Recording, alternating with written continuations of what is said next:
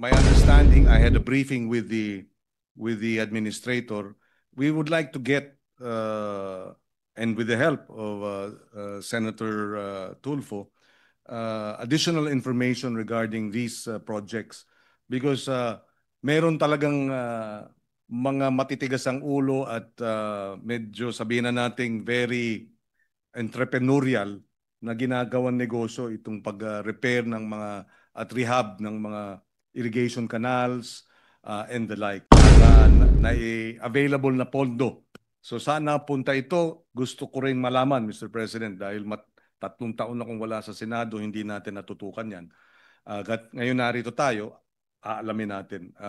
With your help, pagtulungan natin. So sa budget, deliberations, aalaman natin yan. Helping farmers earn more while also keeping rice affordable for the ordinary families. So just two-pronged, the direction we're taking in terms of proposed amendments, if any, to the RTL, but second, how the RCEF has been accessed by farmers, how has it helped, and how can we improve a more equitable distribution and greater impact to our farmer communities?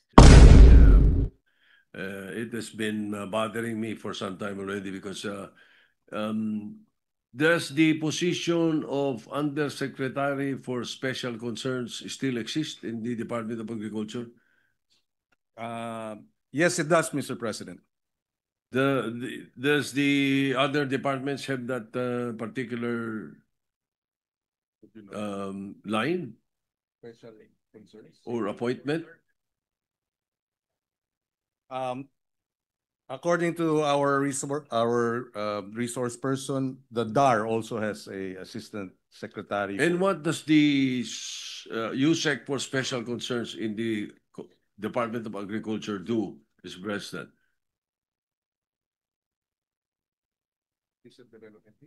Yes, for DA. Okay. Yes, Mr. President, there are 2 assistant secretaries and one position of Undersecretary for Special Concern and ODA. So he has 2 hats. He handles special concerns and he handles official development aid. So in the DA, what is special concerns? What is their special concern? What is his or her special concern? Quick response. For ODA. In the current setup, he handles official development aid and farm-to-market roads, Mr. President. Nothing on importation, Mr. President. Nothing on importation, Mr. President, but it looks like he's involved in infrastructure projects. All right. I'm sorry for the questions, Mr. President. I should have asked those questions in the budget of the DA, but I could not help but take it up and call the attention of the committee to perhaps you can look into this matter. Yes, we will, Mr. President. We are actually thankful that these questions are being raised now because on Wednesday, we will start our hearings on this privilege speech, as well as the issue of why food prices are high. And we will have weekly hearings, Mr. President, and the questions will guide us as we raise some of the concerns and issues affecting the sector, Mr. President. Very good, Mr. President. Excellent. I'm glad you're going to do that. So again, I concur with the privilege speech of the gentleman. Congratulations. Thank you very much for. Thank you, Mr. President. Thank you, Minority Leader. Coming from the Minority Leader, supporting our recommendations, malaking bagay po. And we hope we will be able to move swiftly in addressing the recommended action steps. Thank you, Mr. President. Minority Leader. Mr. President, next to interpolate is Senator Raffy Tulfo. I move that he be recognized.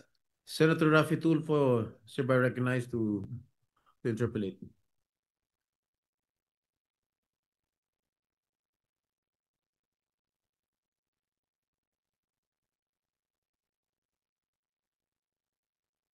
Thank you, Mr. President. Will the gentleman from Pampanga yield to some clarificatory questions? Most willingly, Mr. President, to the gentleman from Isabela. Thank you, Mr. President. Napakaganda po yung inyong privilege, Mr. President. Nakakatuwa dahil napapanahon na talaga para ma-address yung napakahalagang issue sa food security. Maraming salamat. Thank you for that privileged speech. Mr. President, Na-inspire lang ako nung kayo po ang nagbigay ng privilege speech nung nakaraang linggo tungkol naman sa rice tarification, Mr. President. thank you, Mr. President. Mr. President, kasi nung 2023, ako po yung nag-privilege speech dito tungkol sa problema sa irigasyon. In fact, I called the attention of some corrupt officials sa National Irrigation Administration. Would you agree, Mr. President, na meron talaga tayong seryosong problema sa NIA? At ano pong, Mr. President, ang pwede natin gawin para ma-address yung issue niyan? Because meron pa mga irigasyon na bilyon-bilyon ang ginastos para patayin yung irigasyon na yon, pero hindi natatapos. And yet, pinupunduhan pa rin ng ating gobyerno para sa maintenance ng irigasyon na hindi pa natatapos at nakatiwangwang lang. Ano po, Mr. President, ang magandang solusyon doon? Yes, Mr. President, tama po yun. I've also been hearing, at least in the last several years after I left the chairmanship of the board of the NIA, na may mga concerns regarding corruption in the implementation of these projects. My understanding, I had a briefing with the administrator. We would like to get and with the help of Senator Tulfo, additional information regarding these projects because meron talagang mga matitigas ang ulo at medyo sabihin na nating very entrepreneurial na ginagawang negosyo itong pag-repair ng mga at rehab ng mga irrigation canals and the like.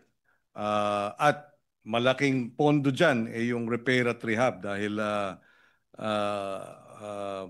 sa halip na repair at rehab ang nangyayari ay mare-repair, mare-rehab pero wala pa rin tubig na lumalabas doon sa mga kanal o sa irrigation system. Kaya talagang dapat mabusisi din ito. Thank you, Mr. President. Sana, Mr. President, may mananagot talaga dito sa matagal na anomalya na kung saan yung ating mga farmers, malaking bagay para sa kanila yung magkaroon ng proper irrigation sa kanilang mga taniman, Mr. President. Tama po yun. In fact,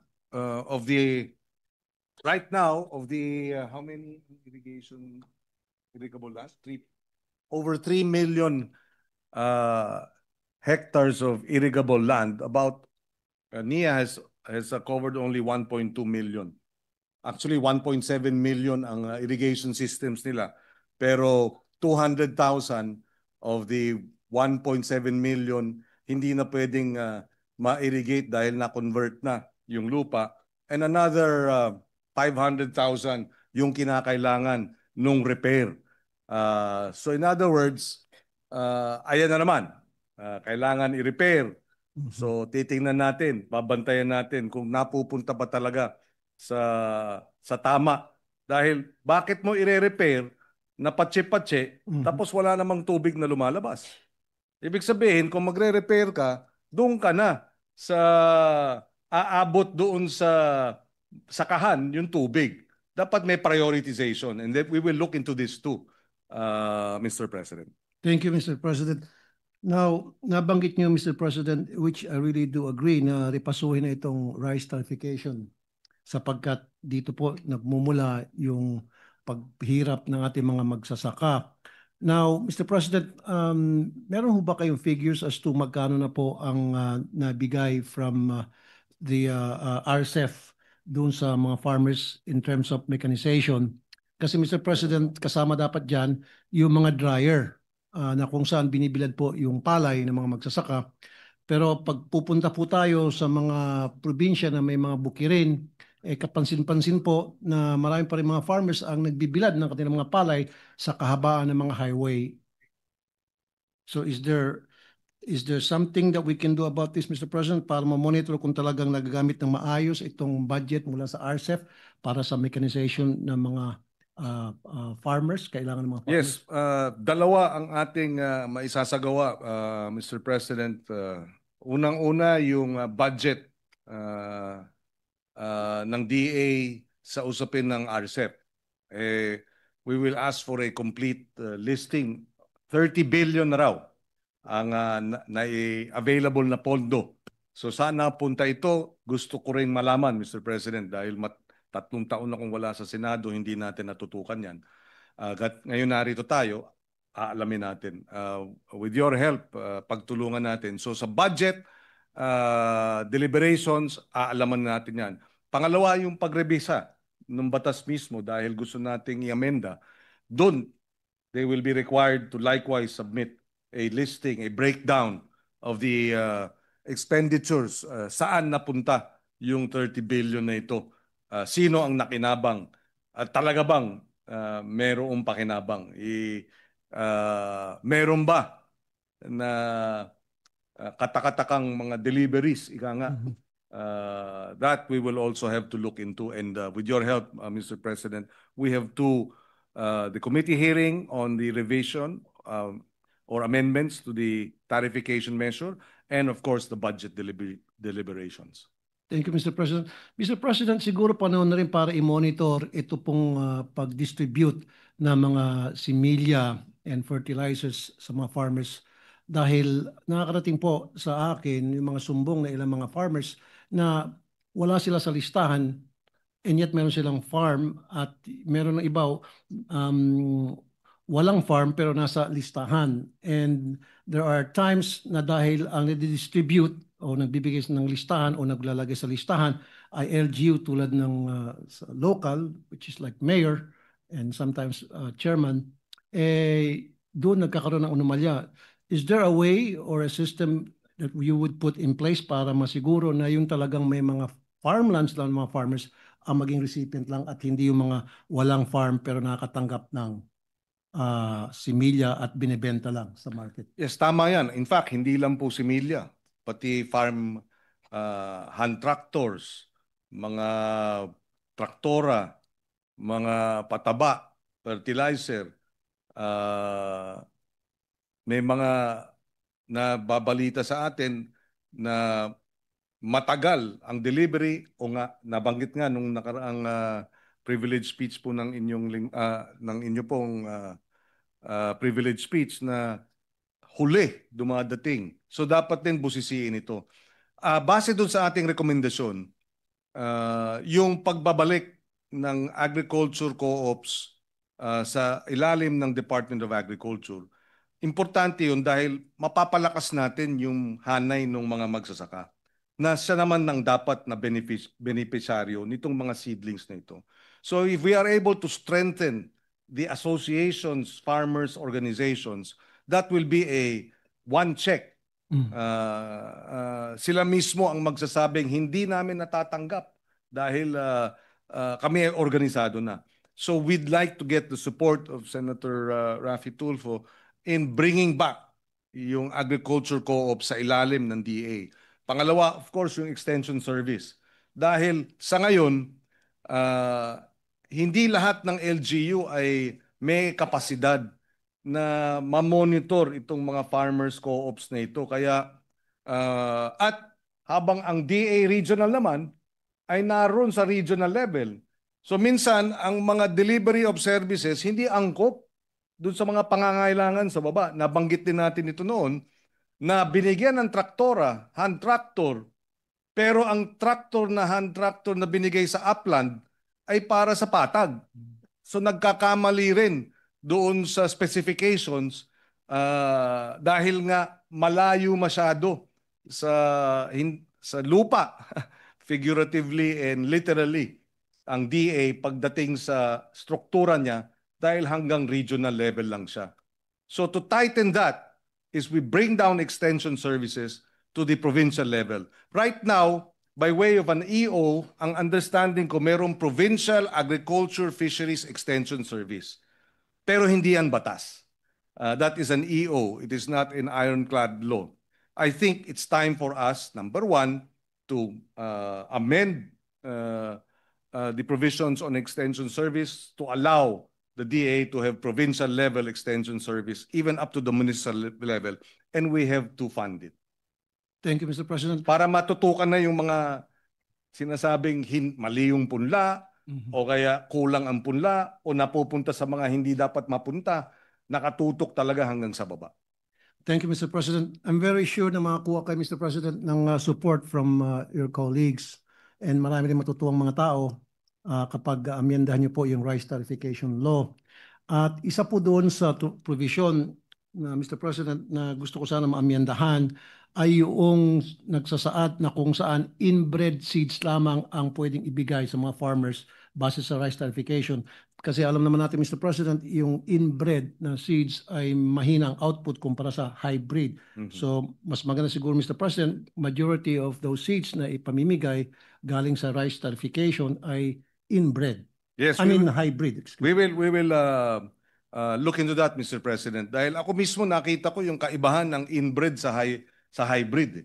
Yung inbred na palay stocks, siguro 3 o 4 ang ang stocks niya, no? Ang hybrid 8 hanggang mahigit pa. Ibig sabihin mas malaki nga ang magiging yield. Yes. Of course, may dagdag po na consideration yan dahil kailangan din pondohan, dagdag na pataba. At sa bawat, ito nga ang isang hamon sa bawat pestisido, may iba-iba. Sa bawat insekto pala, o peste, iba-iba ang pestisido. So may talagang pag walang suporta ng ating gobyerno sa pamamagitan ng pestisido, ponla, pataba, krudo, mahihirapan tayo sa food security. We really have to provide the necessary support for not just our rice farmers, basta ang farmers at fisher folk natin. Thank you, Mr. President. Dalawang question na lamang po, Mr. President. Almost every month, ako po, Mr. President, nakakatanggap ng sumbong mula sa mga residente na nakatira malapit sa mga poultry at piggery farms dahil mabahong amoy, maingay at panganib na rin sa kanilang kalusugan. So ang tanong ko po, Mr. President, hindi ba tayo dapat magkaroon ng malinaw na zoning policy at biosecurity standards pagdating po sa poultry at piggery? Definitely, Mr. President. In fact, sa aming gulayan sa Alfonso, Cavite, malapit kami sa isang poultry farm. Pero hindi namin alam na may poultry farm doon dahil walang amoy. In other words, at least sa probinsya ng Cavite, yung local government stricto, no? I'm not sure in other areas, but at least sa area namin.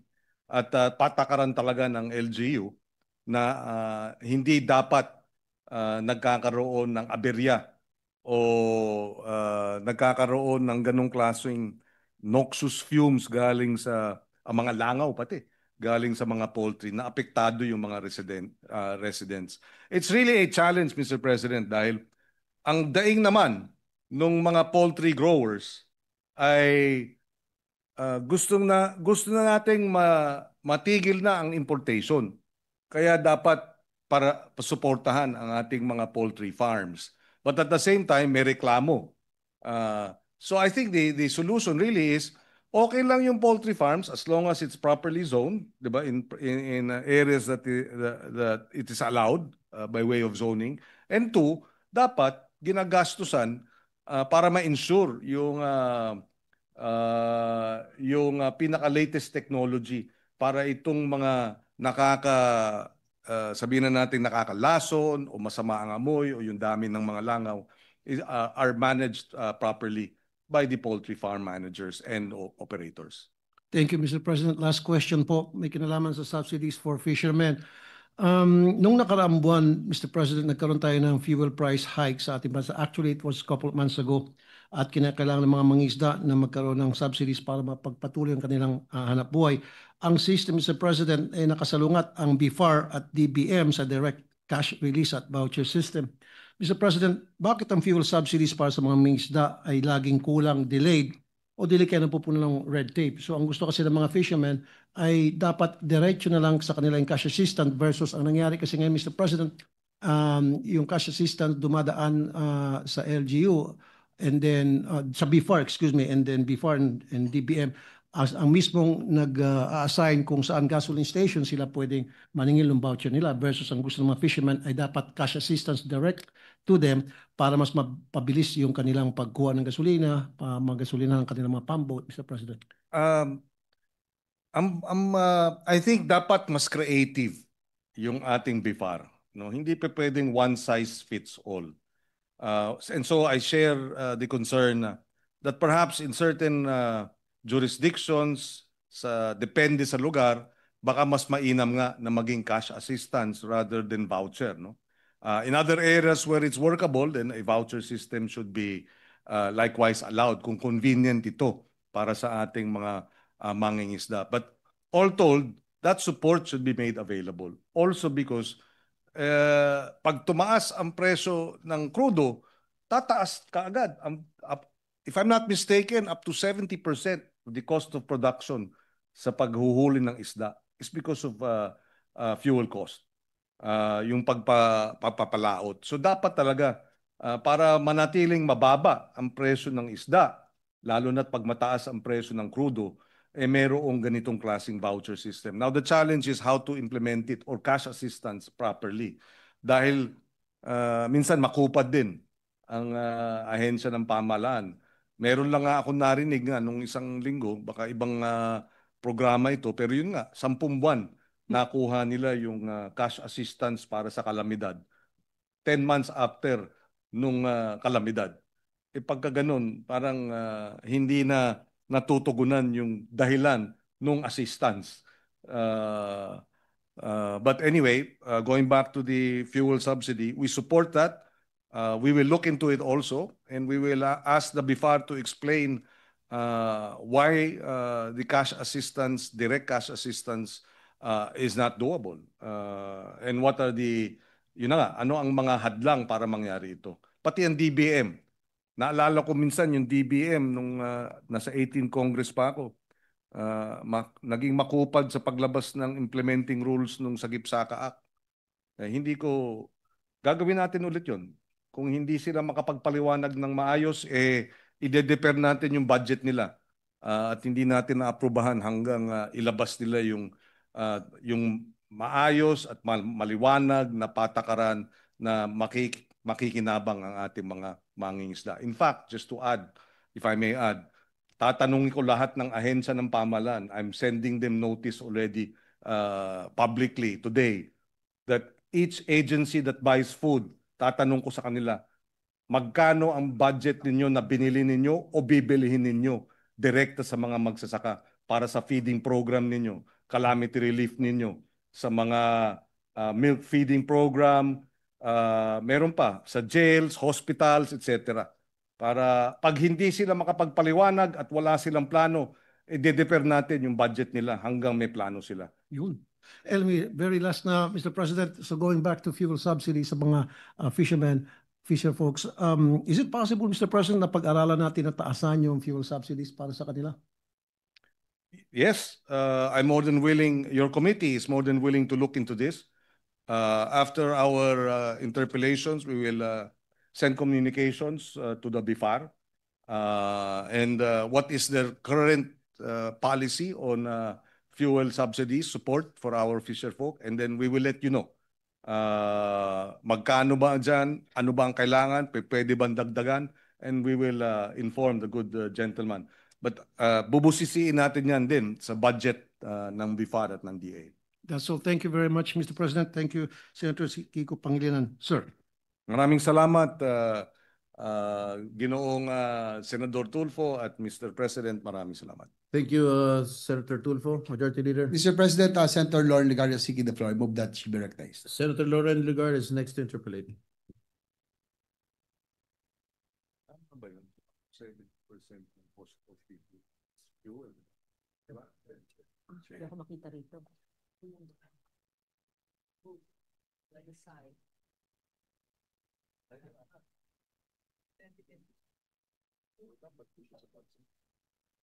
Okay.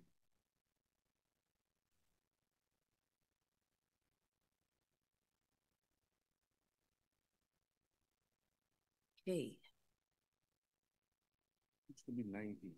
will the distinguished gentleman from Central Luzon and the Philippines, our resident agriculturist and farmer, yield to some friendly interpellation from a neighbor and a weekend farmer? In Tagaytay, yes, willingly, to the former Senate President Pro Tem, former Majority Leader, former Chairperson of the Committee on Agriculture, and so forth and so on.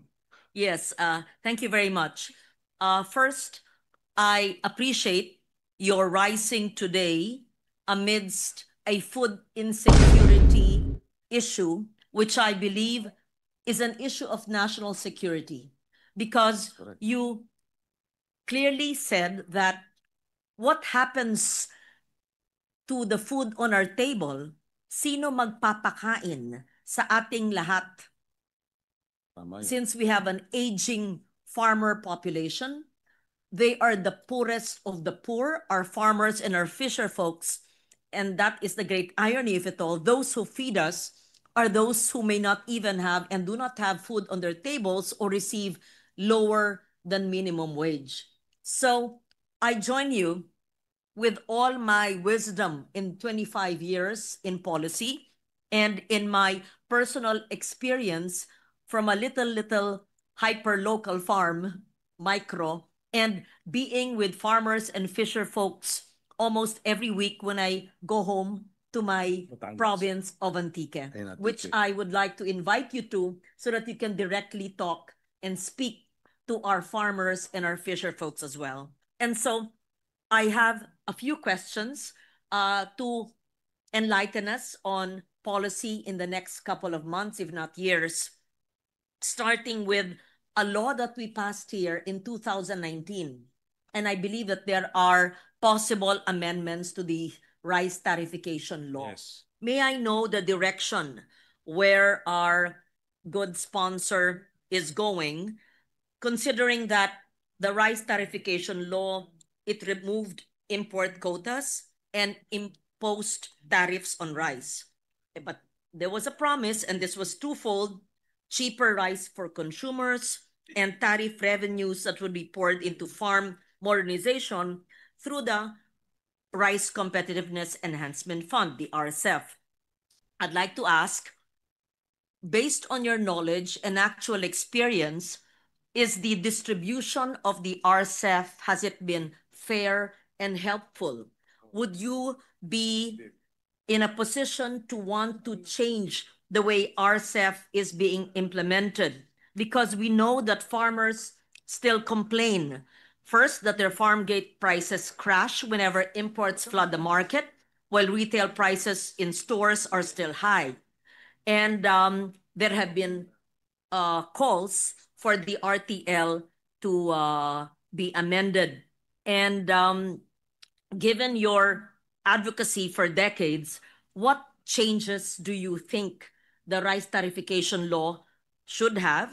Do you see the need to give the NFA back limited intervention powers, or focus on restructuring the RCEF so farmers can truly benefit?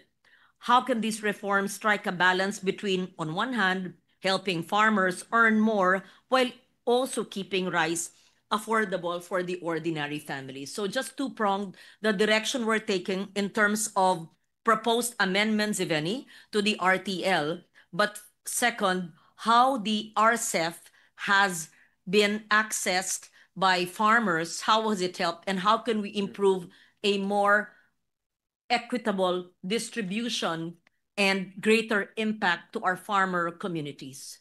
Thank you. Yes, thank you for the series of questions regarding the rice tariffication measure and possible amendments.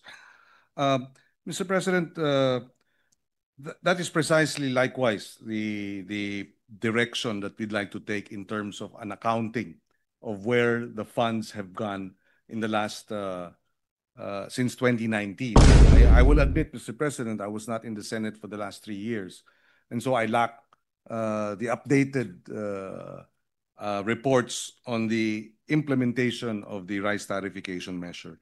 And so I will need the information regarding where the billions were spent, who benefited from it.